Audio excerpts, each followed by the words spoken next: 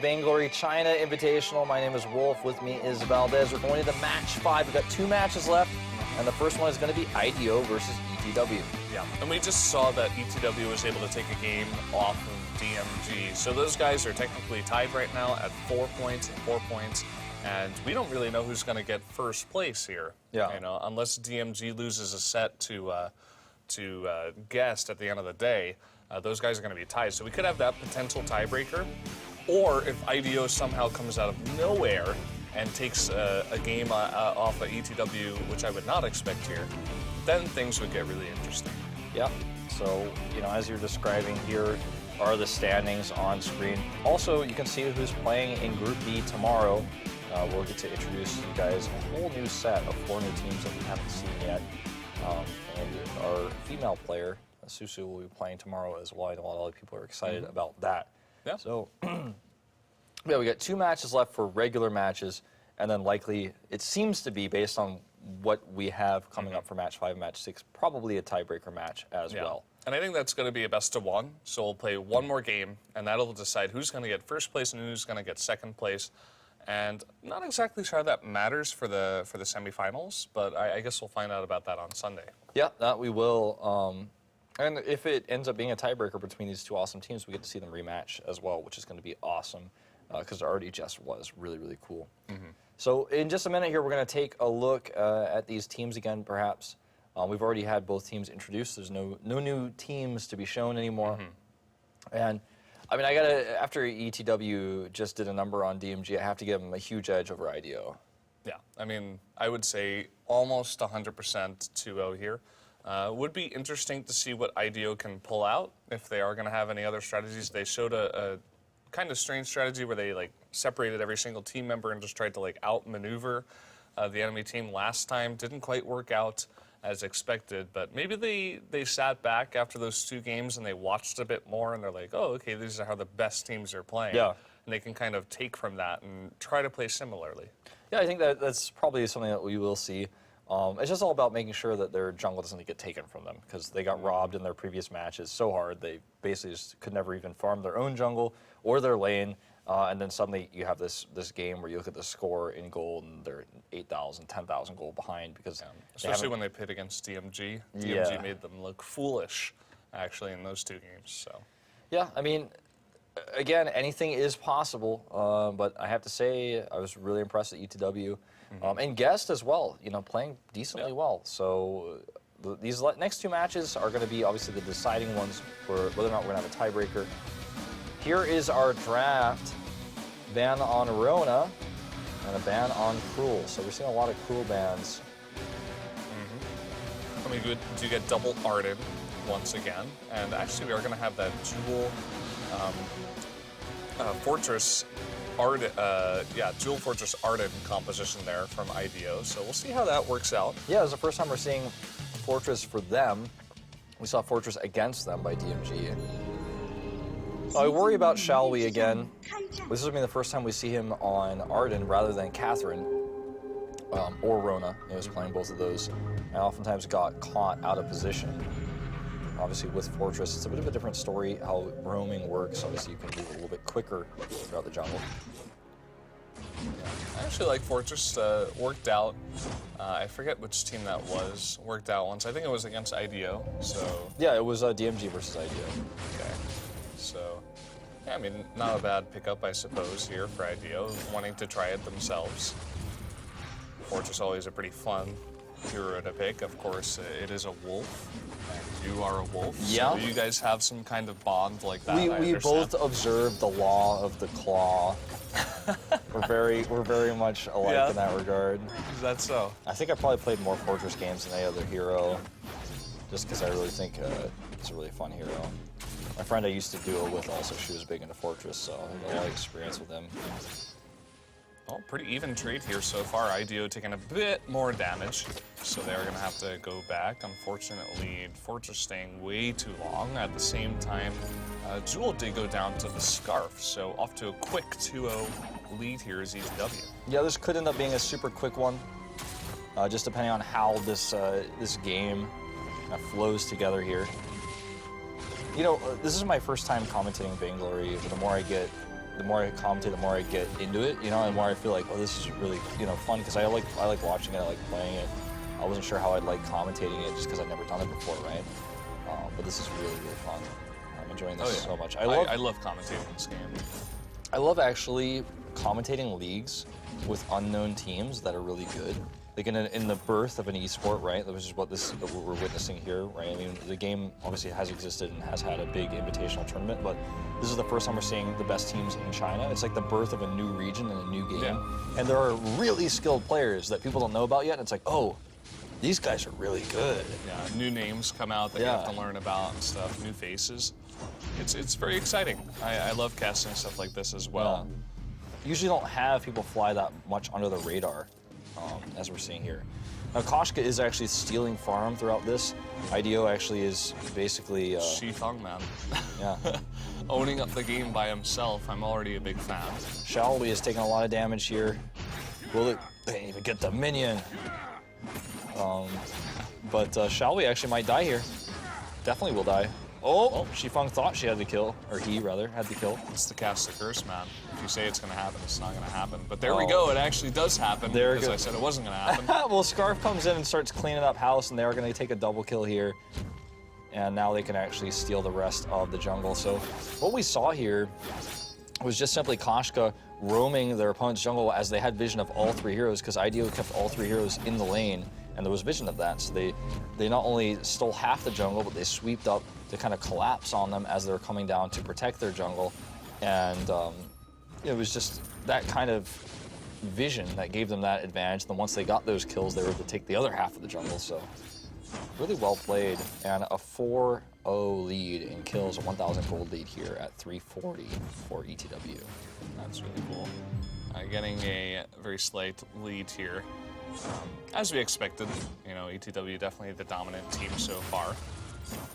And I think that's them over on the right, using it, looks like he's playing on a Vainglory pillow, which is nice. You gotta get your pillow sponsored by Vainglory as well, as you're playing Vainglory. So much passion. It's the official, it's the official pillow, like. The official passion pillow, is that what that is? Well, I mean, I think it's just the official pillow, like it's the tournament legal pillow. It's like, hey, can I bring my pillow for home? They're like, no, well, you can use a pillow, but it has to be the Vainglory pillow. You can't bring your like Hello Kitty kind of pillow. Fluff, you know, it can't have certain designs on it. You gotta be careful what's on that pillow. Yeah, for sure. yeah, there's some guys with a weird pink flower pillow. It's like, we can't bring that. We can't have that on TV. Or it's like some weird maroon color, and you're like, no, that's not, you know, that's not easy on the eyes. You can't use that one. Like, who has black pillows? That's really weird. But yeah, I mean, this game is obviously shaping up to have a pretty big lead for ETW. They, like DMG, are just simply controlling the jungle with this advantage that they have. They're just never allowing IDO to farm. And down goes Jewel, somewhat off screen there. Just got caught. I mean, you are never safe to even go into that middle point. Is there a name for that in Vainglory? I don't know if there is, but that circle with the sword through it. I'm not sure if there is a name. It's just like the midway point, I guess, of the lane. So you call it lane midway or something, but if you get... It's actually the first time that I recognized that thing was there. So I'm glad that you pointed that out, because that's a pretty nice little design on the map. Well, you know, it's really cool, because in other games like this, you know, obviously the minions meet in the middle, but there's no indicator for that. You can actually visibly see, because that's placed there, you know, where the midpoint is exactly, like how much your lane is pushed, how risky it is for you to move out. Yeah, the closer you get to that middle, the riskier you are. And Jewel wasn't even halfway there. It was the point I was trying to make. It still got killed. Just never safe. Never lucky. Never lucky. Well, Remix kind of just roaming the jungle by himself at the moment. You could see the immense amount of scout traps everywhere in this jungle, both sides of the jungle. It doesn't matter where it is. Arden farms really slow, but I think the idea here as leaving him alone for that period of time is they want him to get 6 as soon as possible so he can actually participate in the fights with Gauntlet. So they're basically trying to get his level farmed up. And obviously they will sacrifice some gold to do so. But if he's alone, he'll get his experience a little bit faster. Yeah, ETW is definitely a team that I feel like is on the, you know, the cutting edge of the meta. You know what I mean? Like, even in that last game against DMG, they were constantly buying minion candies and using them to push the lane. Usually we only see minion candies bought to buff up the gold mine, but they were actually using it for what they were originally designed for, I'd have to say, which is to put some more pressure on the lane. Yeah. And it was working out a lot for them. You know, they gained a lot of control in the jungle, and especially they were ahead, but they kept that lead through the minion candies. And I definitely like that strategy. Yeah, it's really cool. I mean, it does end up being somewhat expensive, but I think if you're ahead enough, it becomes worth it. And we also saw them use a ton of scout traps to control. Well, hold that thought. Big kill here going down on Arden. There's Scarf's ult putting out a ton of damage. I don't think they're going to be able to chase too much further. Jewel gets low. Big red button to push herself away when down she goes, but they got a kill on Koshka as well. Remix actually, turns around for a second there. That was scary. Yeah, he's got Scarf to help him out, but NNDW he's got a tension bow and he is Fortress, so if you stay for 1 extra second, and he may want to go in, no, I guess he's just too scared of Scarf at this point in time. But going back to what I was saying before we had that crazy fight, I feel like you're right about, you know, the way they kind of approach the meta and the way they approach kind of norms. They commit a ton to scout traps on their gold mines as well, just to say, like, if you ever thought about committing to this, you know, you're not going to have an easy time of it. And yeah, someone could literally just run through there and clear all of them. It'd be like, ha, you wasted all that money. But that situation is so unlikely, that scenario is so unlikely that it almost always ends up being worth it. Oh, not able to steal it. Boy, cry. He wanted it. Not going to happen. It was a nice try.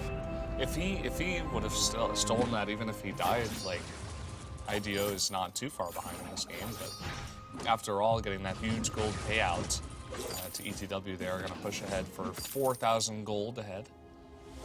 Continue with that lead. Already a Broken Myth picked up on Scarf on the side of ETW, so going to be a massive force already in this game. Yeah. And just that lead will continue if IDO is not able to put a stop to it.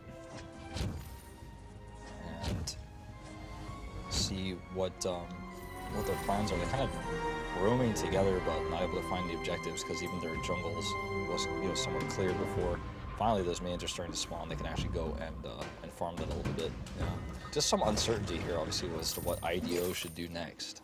I want to point out, by the way, as we have some downtime, that once again we are having a double weapon power composition. We've seen a lot of double crystal power so far today, but I was going to point out how I wasn't too sure about this laning Jewel and how effective it would be. Oh man, look at this gauntlet really quick. Remix gets caught, but is able to escape. And Big Red Button not doing too much there for Jewel. And this gauntlet gonna try to help him get out of here as well. Burn damage here on Koshka, but she's able to escape as well. And the minion mine, or gold mine, excuse me, is gonna help protect. And it ends up being, you know, just a 1-for-0. Well, but anyways, continue your thought on Jewel. Well, I was just saying, I was looking at the composition, and I'm like, yeah, it's not so bad to get that crystal power Jewel. Well, hold that thought. We do have NNW trying to go 1v3, but not when you're going up against a Scarf, buddy. And is going to go down. But anyway, we do have, you know, that Jewel. If it was a blue Jewel, with that crystal power, it would kind of make sense. You know, you get that Arden to throw down Gauntlet, and you can line up your big red buttons really easily. Yeah, just like what we saw Scarf do, you know, earlier. Yeah, and you could chase down so easily with Fortress and Arden together early on in the jungle, and Fortress would be like a decent mid-game jungle. But then I saw that Jewel was building weapon power, and I was just more confused. It's, first of all, not good to run double weapon power, but then it doesn't really play into your strengths as a composition. So, yeah, I'm kind of disappointed. He is going to start building crystal power as he is listening to the cast and, you know, listening to what I say. He thinks I'm correct. What a guy. Just gonna listen to Brennan's advice.